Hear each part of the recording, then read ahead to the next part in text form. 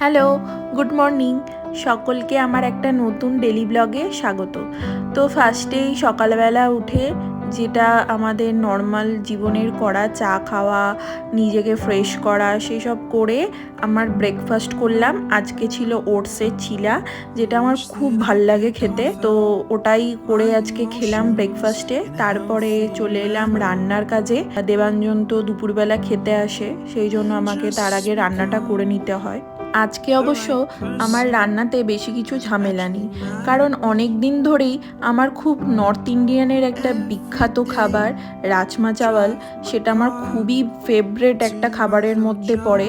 তো সেটা খুব খেতে ইচ্ছা করছিল, তাই আজকে ভাবলাম রাজমা চাওয়াল করব। আমরা এখন কয়েকদিন ধরে ভাতটা স্কিপই করছিলাম, তো এখন কয়েকদিন আমরা রুটিই খাচ্ছিলাম। আজকে একটু রাজমা চাওয়াল খেতে ইচ্ছা করলো বলে খেলাম।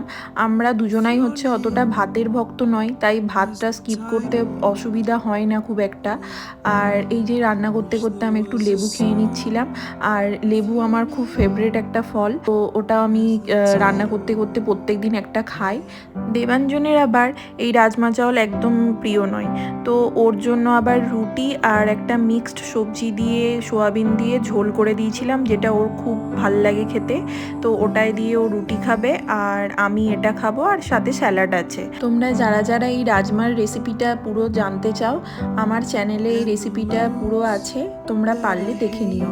আমিও আগে কিন্তু রাজমা খেতে একদমই পছন্দ করতাম না, তো একদিন হঠাৎ ইউটিউবে এই রেসিপিটা আমি দেখি, তারপর আমি বাড়িতে একবার ট্রাই করেছিলাম।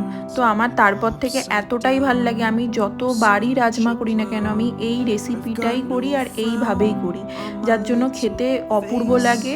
আর অনেকেই ভাবে রাজমা হচ্ছে সেই ঘুগনির মতো টাইপ করে করলে ভালো হয়, বাট এইভাবে করলে সত্যি রাজমাটা খেতে একদম পুরো বাইরে যেরকম দিল্লি ফিল্লি সাইডে হয় সেরকমই এটা খেতে হয়।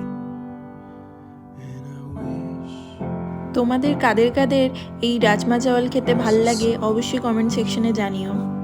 রান্না তো আমার কমপ্লিট হয়ে গেছে, এবার দেবাঞ্জন চলে এসছে, ওকে খাবারটা দিয়ে দিলাম। ও খেতে শুরু করে দিয়েছে, ও একটু রাজমা চাওয়াল নিয়েছে টেস্ট করার জন্য, তাও অনেকবার বলার পর। তো আমি লাঞ্চটা করে নিলাম, তারপরে একটু নিজেকে রেস্ট দিয়ে আবার বিকেলবেলা উঠে একটু কফি করলাম, আর তার সাথে ছিল পপকর্ন। যেহেতু দেবাঞ্জন এখনও অফিস থেকে আসেনি, তাই আমি একা একাই নেটফ্লিক্সে মুভি লাগালাম আর বসে বসে পপকর্ন আর কফি খাচ্ছিলাম। চলো আজকের মতো এখানেই শেষ করছি, দেখা হচ্ছে নেক্সট মিনি ব্লগে।